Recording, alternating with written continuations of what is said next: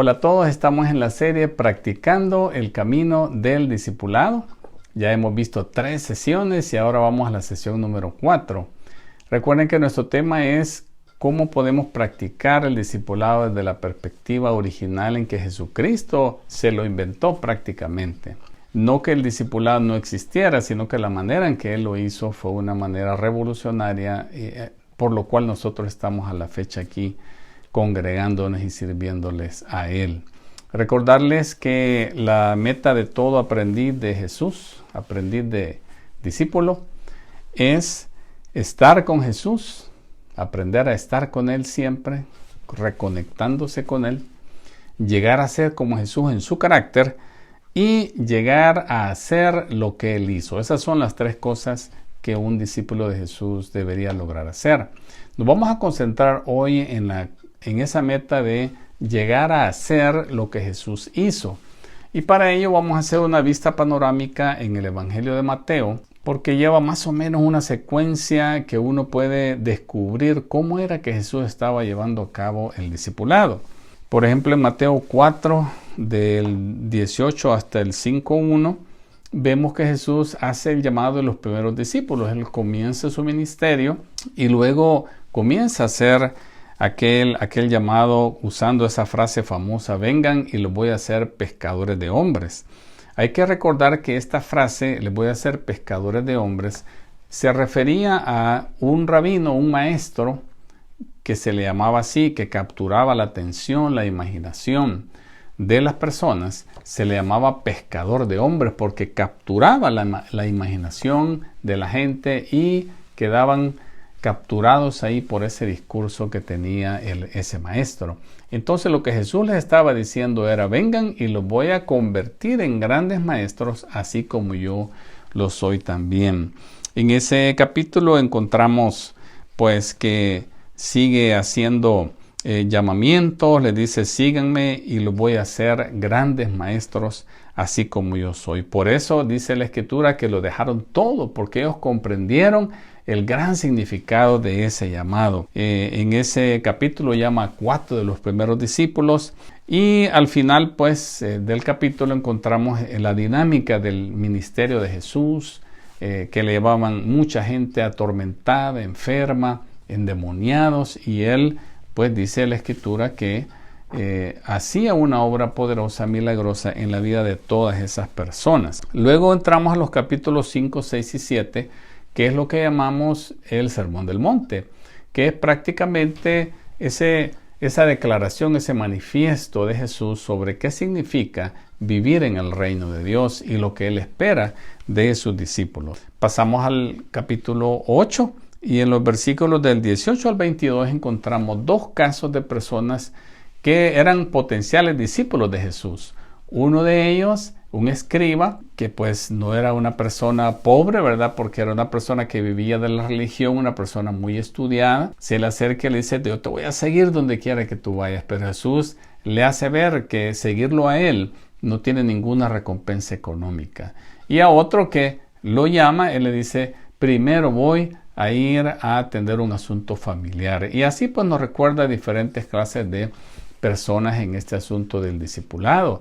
Me hace recordar una observación que hizo alguien en una de las reuniones de Red Hechos 2, que no todos se pueden discipular. Y eso me hizo pensar a mí, porque a Jesús le pasó, ¿verdad? Él hizo el llamado a toda la gente que escuchaba en su mensaje, como que en la iglesia llega mucha gente a escuchar la palabra, pero quizás un 70%, si somos súper exitosos, van a querer ser discípulos. Pero yo estoy hablando con usted que quiere ser un discípulo y para usted son estas palabras. Entonces, uno no sabe en lo que se está metiendo, el escriba, y el otro pues pone excusas, no quiere ser discípulo. En el capítulo 9, Mateo describe su propio llamamiento. Y esto es bien interesante porque Leví, como era su nombre, era una persona que se pudiera considerar similar a aquellos informantes en el tiempo de la Segunda Guerra Mundial, allá en los países que conquistó o que invadió Alemania. Y los judíos eran buscados y la gente, bueno, algunos se podían esconder, pero muchos, como ustedes saben, perdieron la vida en ese genocidio de ese tiempo. Pues habían judíos que trabajaban con los nazis y informaban a ellos para que pudieran llevarse a otros judíos. Era una cosa, ¿y qué le pasa a esta persona, verdad? ¿Cómo puede actuar así? Leví era un recaudador de impuestos y trabajaba para el Imperio Romano, que era el imperio opresor. Y eso significaba que él le decían que tenía que recoger impuestos y como una motivación le decía, si tú quieres cobrar un poquito más, puedes hacerlo. Y ellos ese poquito más cada vez se les hacía más grande. Por eso los recaudadores de impuestos tenían mucho dinero y tenían propiedades, casas, todo, ¿verdad? Pero para los judíos eran despreciables. Tanto así que cuando los religiosos hablaban de pecadores, lo primero que hablaban era de los publicanos, o sea, de los recaudadores de impuestos, a los cuales Mateo era uno de ellos. O sea, Mateo tenía problemas de carácter, tenía problemas de conducta, era una persona antisocial, era alguien que no era querido. Sin embargo, cuando vienen los religiosos de la época y le dicen a Jesús que por qué se asocia con ellos, él dice esta frase famosa, que los enfermos no necesitan médico y que él ha venido a rescatar a las personas que están perdidas, no a los que ya están salvos. Eso es una aclaración interesante. Me hace pensar que hemos llegado a una religiosidad tal en el cristianismo que si Jesús viniera en estos días a hacer su ministerio, yo creo que no pudiera ser miembro de nuestras iglesias porque somos demasiado religiosos y lo rechazaríamos porque él se andaría involucrando con personas que no son de buen vivir. Y esa es una cosa importante para el discipulado, entender que vamos a recibir personas que necesitan cambiar y entonces el discipulado es para que cambien, pero para llegar a la iglesia no podemos cerrarles la puerta por cualquier cosa que ellos vivan. Otra idea importante es entender que hay que ir donde ellos. Jesucristo fue donde ellos y esa es una de las cosas que él hacía y que estamos aprendiendo hoy en esta lección.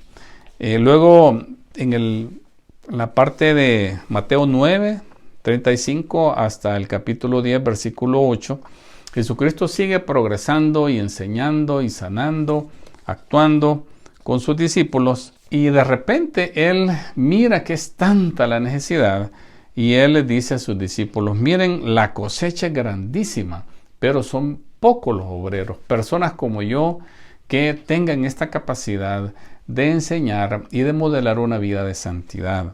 Y les dice, rueguen, pídanle al Señor de la cosecha. Qué lindo esto. Dios es el Señor de la cosecha. Él es el dueño de la cosecha. Pídanle que envíe obreros a sus campos. Y al ver esa palabra en el original, cuando Jesús dice pídanle que envíe, es una palabra similar a la que se usa cuando dice y sacó a los demonios. O sea, los envió fuera, los echó con violencia. O sea que Jesús está diciendo, dígale al Padre que force a mucha gente a entrar al campo y que puedan predicar y que puedan vivir este momento tan lindo al cual Él nos llama. Enviar pues es con urgencia pedirle al Padre. En Mateo 10 encontramos el llamamiento oficial de todos los discípulos. Es bien interesante, ¿verdad?, cómo describe el ministerio de Jesús y luego Él dice que llama a algunos y les dio autoridad para expulsar los espíritus malignos y sanar toda enfermedad y toda dolencia. Y les da estas instrucciones después de haber estado con él por algunos meses. Qué cosa más especial, ¿verdad? Al final del capítulo, o del libro más bien del Evangelio según Mateo, en el capítulo 28, versículos 16 al 20, encontramos esta escena en que Jesucristo está a punto de partir de regreso al Padre.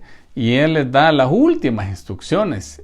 ¿Qué reservaría usted para su familia si sabe que son las últimas palabras que usted va a decirles?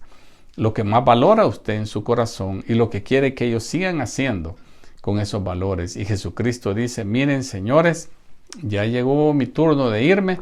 Lo que yo quiero de ustedes es que prediquen el Evangelio y que hagan discípulos, pero que vayan a todas las naciones. Cuando los envía en Mateo 9, les dice que no vayan a los gentiles, solo a los judíos, pero ahora en la Gran Comisión, Él los manda a conquistar el mundo con la palabra de Dios. Podemos ver cómo es que Jesús fue progresando en esta formación espiritual de sus discípulos. Fíjense que primero, como ustedes notaron, él comienza su ministerio después de un tiempo fuerte de oración, lo cual él siempre practicó diariamente, un tiempo de retiro, diría yo, de inicio del ministerio. Él comienza, enseña, sana y se crea aquella gran fama, y luego comienza a llamar discípulos. Esa es la progresión. Usted comienza a trabajar y luego, fruto de ese trabajo, la gente se interesa y usted comienza a llamarlos a estar cerca de usted. Y Jesús hace eso, ¿verdad? Los llama y ellos se le unen. Recuerden, como hemos enseñado desde la primera sesión, que el discipulado es estar con Jesús. Ellos vivieron con Él, compartieron con Él y estuvieron esos 3 años y medio imitándole hasta en cómo caminaba y cómo hablaba. De modo pues que ese es el patrón que encontramos, ¿verdad? Ellos se mudaron con Jesús y comenzaron a observar lo que Él hacía. Se empezaron a levantar temprano a orar, a leer la Escritura, a estudiar la Torá, a memorizarla, a analizarla. Practicaron el sábado como debe ser, el día de descanso. Comenzaron a vivir en comunidad y a recibir la transformación que la comunidad proporciona, a practicar la hospitalidad radical de Jesús, a practicar la generosidad. Y se imaginan todo lo que esto debe haber producido en el corazón de ellos. Un cambio profundo, pero esto es algo bien importante, que es la práctica de estos hábitos produjeron un cambio. Y es al revés de lo que nosotros queremos hacer. Queremos que la gente cambie de una manera sobrenatural, diría yo, de manera espiritual, y que después reflejen cambios en su vida. Y es al revés. Tenemos que ayudarles en el discipulado a ir implantando prácticas que les van a producir a ellos una vida de amor, de gozo, de paz y una presencia de Dios en sus vidas. Luego, el otro patrón que vemos aquí es el momento en que Él comienza a delegarles tareas ministeriales, como por ejemplo sanar a los enfermos, echar demonios, predicar, enseñar el camino, y los envía por un par de semanas cada vez. No sabemos cuántas veces los envió. En una ocasión fueron 12, en otra fueron 70, y luego regresaban a dar reporte y a recibir la retroalimentación de Jesucristo, como encontramos en Lucas 10, cuando regresan los 70 y se regresan con gozo. Hasta que después de haberlos enviado varias veces durante esos 3 años y medio de ministerio, Jesucristo observa que ha calado en ellos las prácticas, el trabajo ministerial. Entonces Él les dice: señores, ya es mi turno de partir, ahora los dejo a ustedes, y les da el encargo que un rabino haría cuando ha terminado su trabajo con un discípulo, y es de decirles: ve y haz discípulos, ahora te toca a ti. Yo ya hice discípulos, ahora te toca a ti hacer discípulos. Ese es el patrón de Jesucristo: desarrollar a un aprendiz hasta volverlo un maestro. Y con esto concuerdan las teorías de los estudiosos de la conducta, que hablan de 4 etapas del desarrollo de un aprendiz. Y es la primera: yo hago y tú observas. Cualquier tarea que sea, que la persona vea la primera vez o muchas veces hasta que se familiarice. Segunda etapa: yo hago y tú me ayudas. Como cuando Jesús multiplicó los panes y sus discípulos, la tarea que tuvieron fue andar repartiendo panes en ese milagro.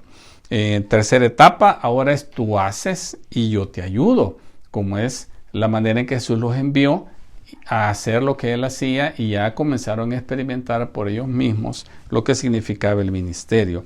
Y la cuarta etapa del aprendizaje es que tú haces y yo, que te he enseñado, ahora te observo para darte retroalimentación y estar ahí a la mano por cualquier cosa. Como dice Jesús: yo voy a estar con ustedes todos los días hasta el fin del mundo.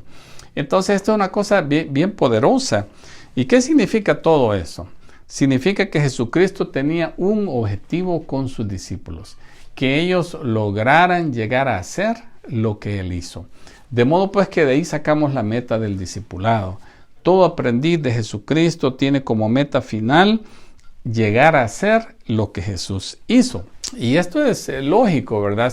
Si alguien quiere ser un electricista y aprender y que alguien lo contrate, que tenga confianza de que pueda hacer el trabajo, tiene que aprender lo básico y va a aprender por años y va a ir a una escuela, le van a enseñar técnica, le van a enseñar teoría y le van a enseñar práctica. Y luego por muchos años después bajo la tutela de un mentor, de un experto, la persona comienza a hacer pequeños trabajos hasta que siente ya la capacidad y rinde un examen y le dan a él la autorización para que pueda agarrar contratos. Así es todo, los médicos igual, aunque estudien mucho, mucho teórico, pero también es sumamente práctico. No sé quién de ustedes se quisiera someter a una cirugía con un médico que no ha practicado. Tiene que ser un maestro ya, ¿verdad? Cuando ellos ya lo hacen solos, siempre están con alguien enseñándoles, porque lo han hecho miles de veces. Entonces todo es así. Los abogados, cualquier cosa que usted aprenda, tiene que tener un proceso. Eso es lo que nosotros tenemos que aprender con el discipulado. No solo en darles conocimiento, sino enseñarles a vivir. Que se vea la vida de ellos que Jesucristo ha hecho un efecto. Así es que tengamos siempre presente que el objetivo de convertirse al cristianismo va más allá de asistir a una iglesia el domingo. Tengamos eso muy presente. Usted viene al Señor no solo para congregarse los domingos. Tiene que haber mucho más que eso en su llamado. El objetivo es que con el tiempo usted pueda crecer y madurar hasta convertirse en una persona capaz de hacer el ministerio de Jesús. Y aquí viene la pregunta, ¿y qué era lo que él hacía? Pues además de lo que nosotros alcanzamos a ver así cuando leemos los evangelios. John Mark Comer, que es una de las autoridades actuales sobre este tema de formación espiritual, hace una clasificación de 10 categorías. Usted puede hacer menos o más o cambiarlas, pero nos sirve a nosotros para ponernos metas de qué es lo que vamos a llegar a hacer. Y dice, Jesucristo hacía por lo menos 10 cosas. Son predicar el evangelio, enseñar, educar sobre el camino de Cristo, sanar enfermos, echar fuera demonios, comer y beber con gente alejada de Dios, hacer justicia, pacificar, orar, profetizar, oponerse a la corrupción religiosa y política. Por lo menos 10 áreas. Por supuesto que no se desanime usted si piensa que esto es abrumador. Es abrumador si usted lo ve que lo va a hacer todo de una vez, como que yo pensara en correr una maratón, nunca lo he hecho y veo a alguien que lo hace en un tiempo extraordinario y decir, yo no puedo hacer eso. Claro que puede hacerlo. Con práctica, con entrenamiento, con ejercicio, en algún momento lo va a lograr hacer. Entonces, es bien importante entender de que no lo vamos a llegar a hacer pronto. Ahora, hay que refutar esa idea que les surge a algunos de pensar que bueno, yo soy humano, Jesús lo hizo porque Él era Dios. Esa es una idea que tenemos que derrotar. Porque Jesús hizo todo en sus limitaciones como ser humano. Siempre les recuerdo cómo la Biblia dice, y Jesús, cansado del camino, se sentó y se puso a enseñarme. Entonces, es interesante ver que Jesús se limitó, comía, se cansaba, dormía, tenía que buscar al Padre en oración porque estaba sujeto a estas limitaciones humanas. Y así dice el escritor a los Hebreos, de que Él puede compadecerse de nosotros porque fue sujeto a todas las tentaciones aún que nosotros nos vemos sometidos. Entonces Jesús lo podía hacer porque era Dios, sí, pero se limitó como humano. Y Él hizo su ministerio en todas las limitaciones de un ser humano para que usted y yo podamos tener esperanza. Lo hizo siendo un ser humano. ¿Y cuál fue el secreto? Hacerlo bajo el poder del Espíritu Santo. Al hacerlo así, estableció el modelo para que sus discípulos hicieran también lo mismo. Hasta en el Antiguo Testamento encontramos personajes bíblicos que hicieron milagros, caminaron sobre las aguas, partieron ríos, multiplicaron alimentos como lo hizo Eliseo y Elías, ¿verdad? Hubieron personajes bíblicos que vieron la mano de Dios actuar cuando ellos lo solicitaron. Elías hasta pidió que no lloviera y luego que sí lloviera y todo eso Dios lo escuchó. Entonces, sí podemos los seres humanos llegar a hacer eso. No tenemos que sentirnos como que eso es imposible. Tiene que quitarse esa mentalidad de que para que usted sea santo, tiene que estar muerto, y no solo muerto, sino que bien muerto, ¿verdad? Unos 50, 100 años de muerto. Eso no está bien. Usted tiene que entender que puede hacer las cosas hoy, que usted está sobre la tierra en el poder del Espíritu Santo. Debemos entender pues que Jesús se hizo humano y vino como Jesús de Nazaret en el poder del Espíritu Santo, y sus discípulos hicieron también lo mismo. Debemos también aceptar que vivimos en tiempos muy complejos y muy difíciles. Hacer ministerio es cada vez más difícil porque la gente está siempre en la internet, las redes sociales, usando sus celulares. La vida en la ciudad impone sus desafíos también, y todos andamos súper ocupados. El aburrimiento es cosa del pasado, ¿verdad? Porque ahora con ese internet puede hacer lo que usted quiera. La cabeza no le alcanza para hacer lo que quiere. No se va a sentir aburrido. Y somos un mundo, este mundo en el que nos desenvolvemos, es catalogado por muchos como un mundo postcristiano. Es ese mundo que tiene una reacción hostil hacia Jesucristo por parte de ciertas filosofías o ideologías como el progresismo, por ejemplo, que es esta visión de la sociedad que impulsa el sistema educativo, las películas y otras personas. Un mundo en el que, usando las palabras de Theo Hobson en su libro Reinventando el Cristianismo Liberal, dice que lo que fue universalmente condenado ahora se celebra. Eso es lo que estamos viviendo. Ahora, antes condenábamos el robar, ahora la gente lo celebra y se roban de muchas maneras. Antes apreciábamos la vida, ahora se celebra matar los niños en el vientre, millones de niños al año. Otro punto, lo que se celebraba universalmente, ahora se condena. Es decir, todas nuestras creencias bíblicas como el matrimonio, la vida en fidelidad, eso es condenado ahora, eso tiene que desaparecer. Y finalmente, el tercer punto de esta ideología es que los que se niegan a celebrar ahora son condenados. Esos somos los cristianos cuando nos atrevemos a denunciar la maldad. Entonces, en resumen, vivimos en la era digital, en un mundo secularizado, reacio al Evangelio, pero es ahí donde tenemos que hacer iglesia. No tenemos que tenerle miedo. Eso es entrarle al mar. Si somos pescadores y quiere pescar bastante, tiene que meterse al mar de la cultura, tiene que meterse al mar de estas ideologías y bregar con ellas, y ir a sacar de ahí a las personas que Dios ha escogido para la vida eterna. Ahora, la iglesia es, y esta es una definición bien interesante, es una comunidad de seguidores de Jesús, buscando redescubrir, ponga atención, buscando, no es que lo hemos ya definido, ¿verdad? Estamos buscando redescubrir las enseñanzas de Jesús y las primeras prácticas de la iglesia para aplicarlas en un mundo postcristiano. ¿Y cómo lo podemos hacer? Bueno, hay por lo menos 5 o 6 ideas que usted puede hacer prácticamente con esto de llegar a hacer lo que Jesús hizo. Recuerde que hay un paradigma de formación espiritual intencionado que usted tiene que tener siempre presente. Ese tiene 4 elementos. Uno es enseñanza. Usted tiene que nutrirse, no solo domingos, tiene que leer literatura, estudiar su Biblia, escuchar los podcasts, ¿verdad?, que hay hoy en día. Hay mucha enseñanza buenísima. Eso es importante para su mente. Luego, no se conforme con aprender, practique. Tienen que haber prácticas, y la iglesia moderna que discipula está estructurada para que los discípulos, los aprendices de discípulos, puedan tener prácticas que les lleve a orar, a tener una vida sencilla, a poder descansar, a poder estar siempre conectados con Dios, a ser gente generosa, gente servicial, hospitalaria.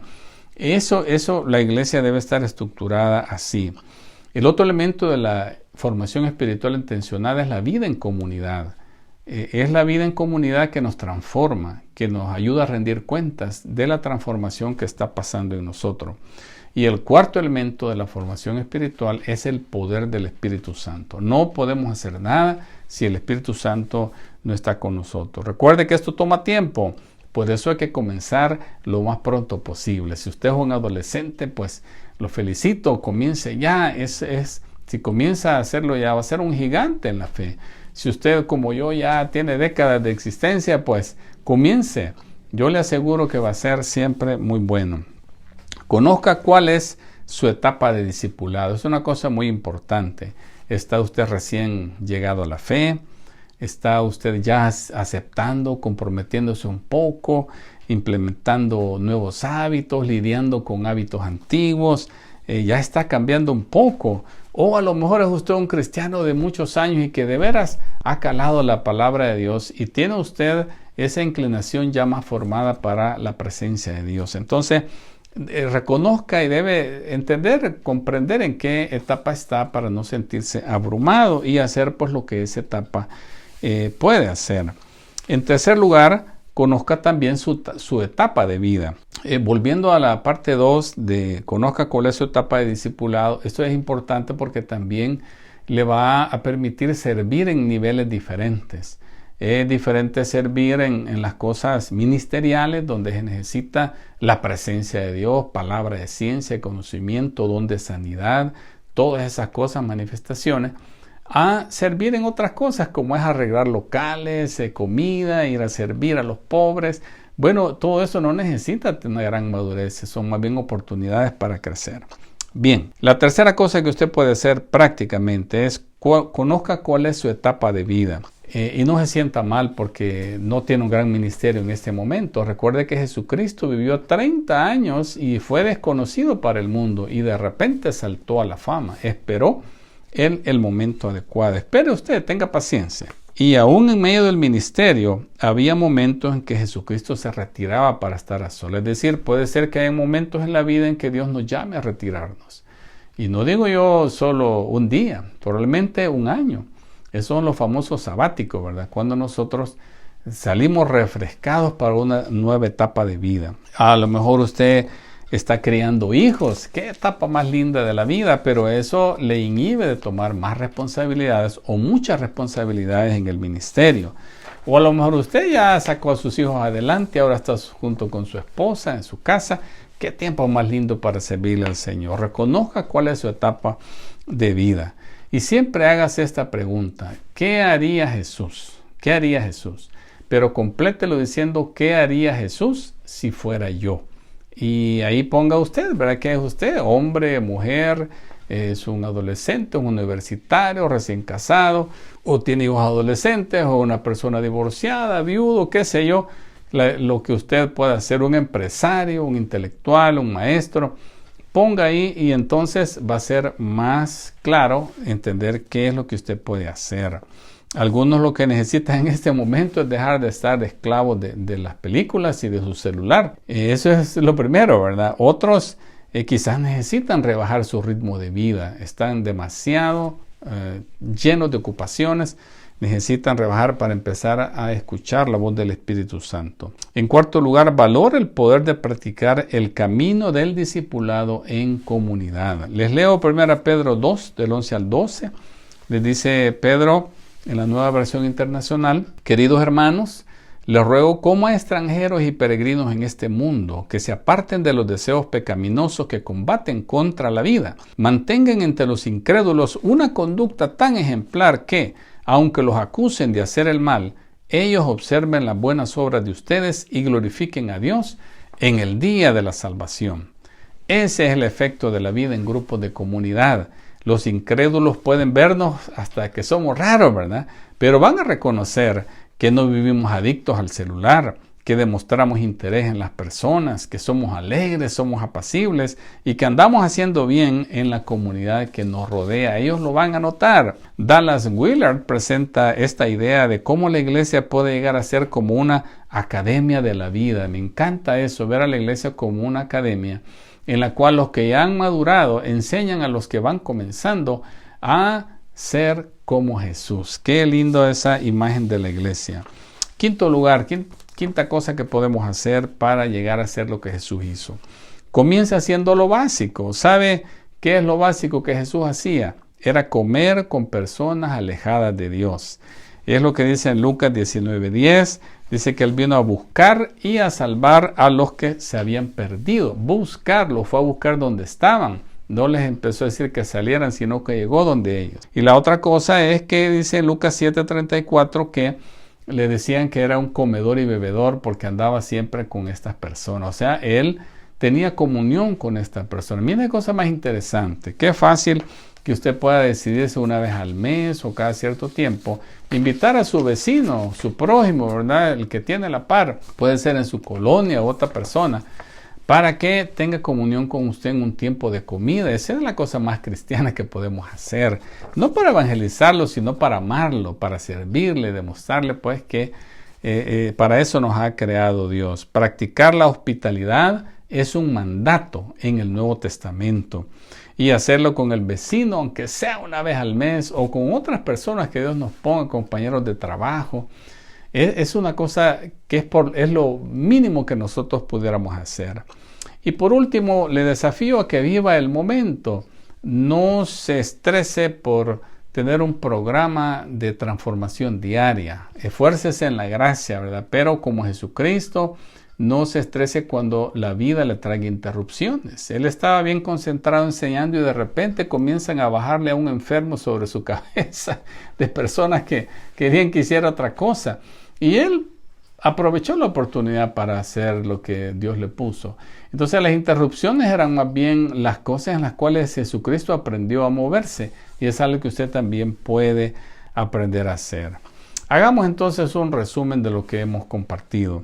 No importa lo compleja que se vuelva la sociedad, no importa cuál sea la etapa de su vida o de discipulado, todos podemos convertirnos en aprendices de discípulos de Jesús. ¿Qué dice usted? Acepta el desafío. Todos podemos crecer y madurar hasta convertirnos en personas que vivimos con las prioridades de Jesús. Todos podemos detenernos, abrir los ojos y ver cómo el reino de Dios quiere manifestarse en la tierra por medio de usted. Todos podemos ver qué es lo que Dios está haciendo y unirnos a su obra. Que Dios le bendiga en esa búsqueda y abra su corazón y sus ojos a la presencia de Dios.